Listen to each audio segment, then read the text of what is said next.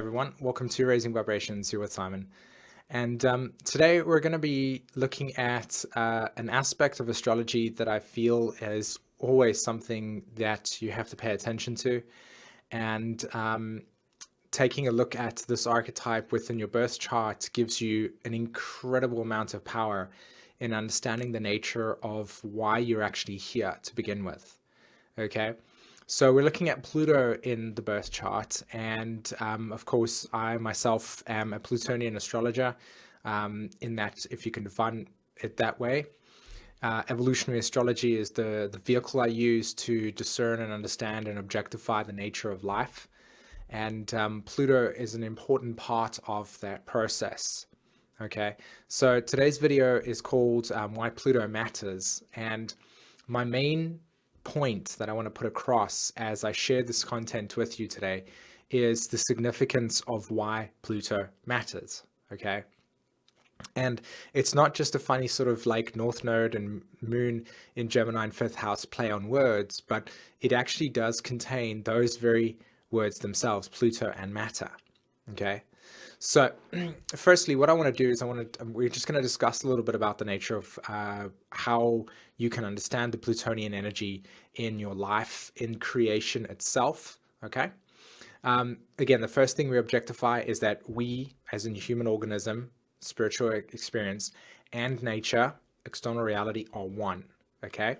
So therefore, when we're observing the nature of Pluto working through, or the Plutonian archetype working through our environment, it is obviously what is internally changing for us. Okay.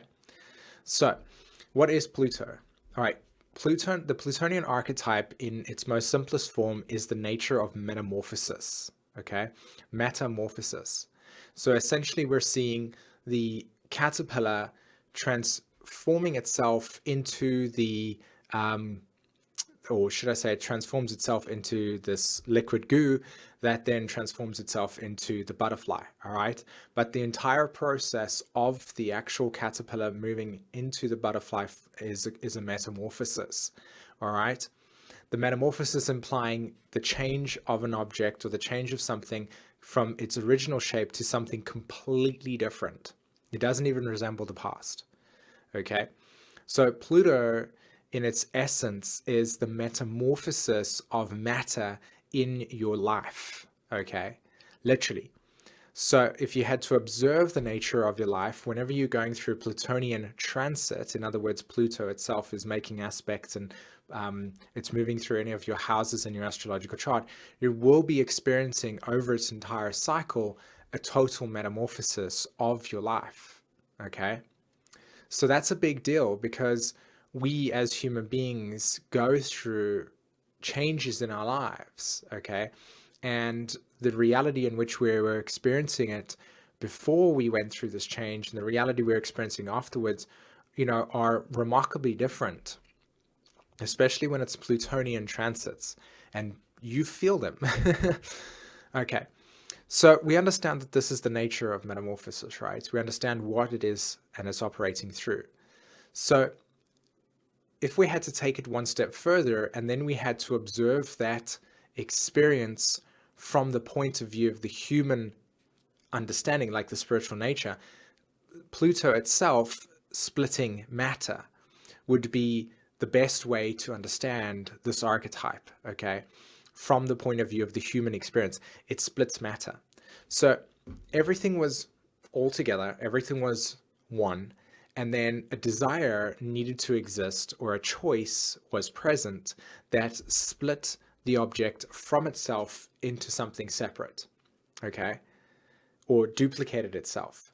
That process of splitting that matter and morphing it into something else included a choice/desire to have that motion exist. So therefore, Pluto itself in the birth chart, relative to us as human beings in creation itself, is choice and desire. Okay, the desire to move in a direction, the choice that follows that desire. Okay, so it's an impulse. So choice making and desire is the nature of Pluto in your birth chart. And when you choose to incarnate Pluto into your life, you're making a choice which then brings you from the ether into the physical. And so therefore, the physical representation of your life on Earth relative to Pluto in your birth chart is linked up by desire.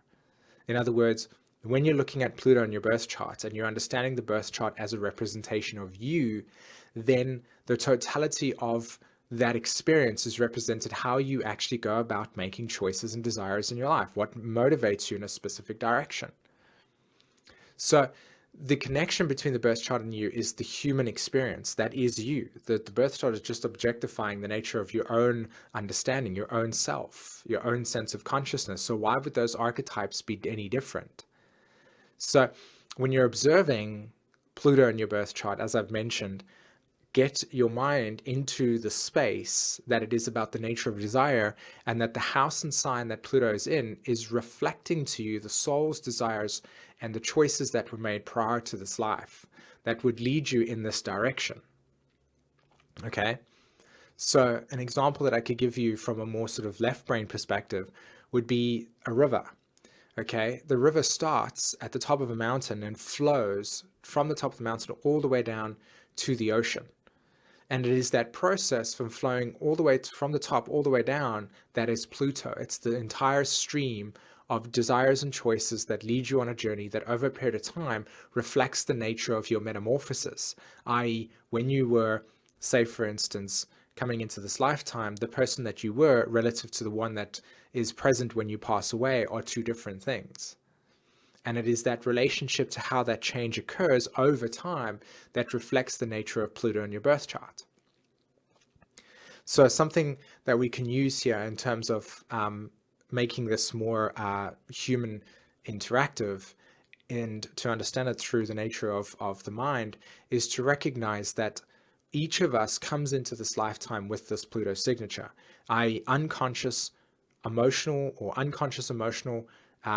attachments that we are pre-existing, that we are like fixated on, pre-existingly fixated on, and as we make these experiential choices in our lives, they draw to us the karmic dynamics that force us to evolve. This is why Pluto will also correlate to evolution. And the reason why this is the case is because if you observe the nature of our waking experience, you'll notice that we are consistently evolving in every moment, which means that in every moment we are making choices relative to desires that are leading us into experiences that over a period of time reshapes us. So therefore, evolution is present with us in every moment. And as we evolve, we are always confronting that interesting paradox within ourselves regarding the past and the future, i.e. the experience of something that is unknown relative to the experience of something that I know.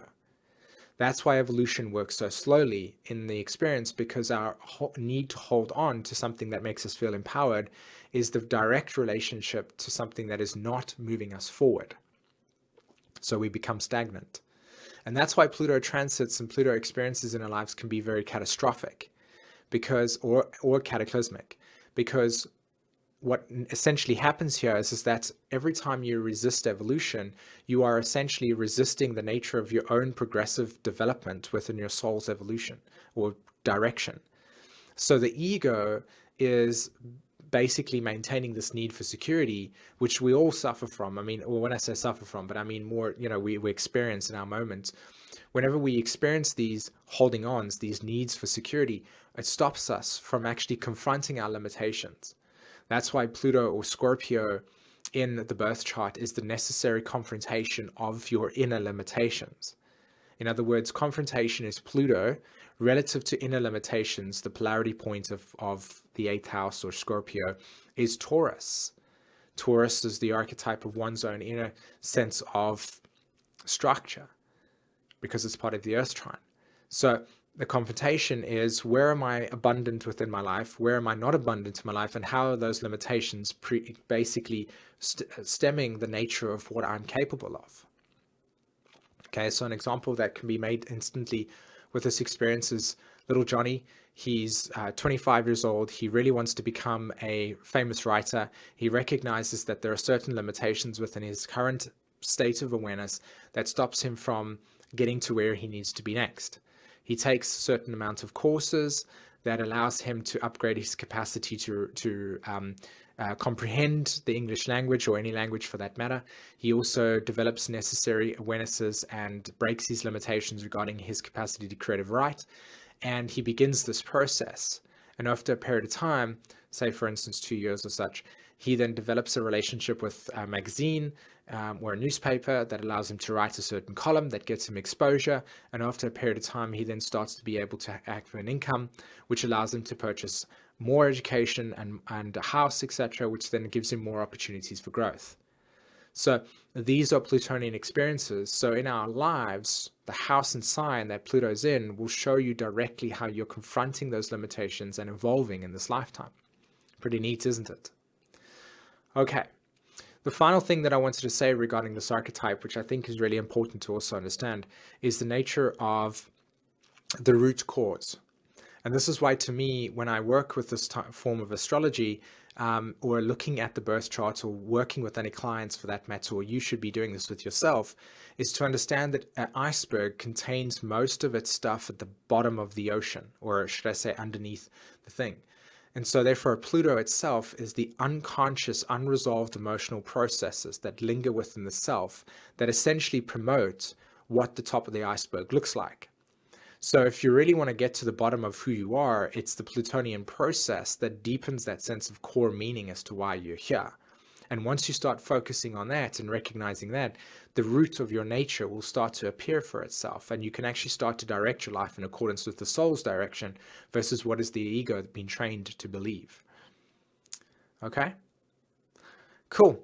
All right, guys, thanks so much for allowing me to share this video with you. I hope you enjoyed it, and write in the comments any inspiration you want to share with me or thoughts that you have on the subject. And until then, take care. Bye-bye.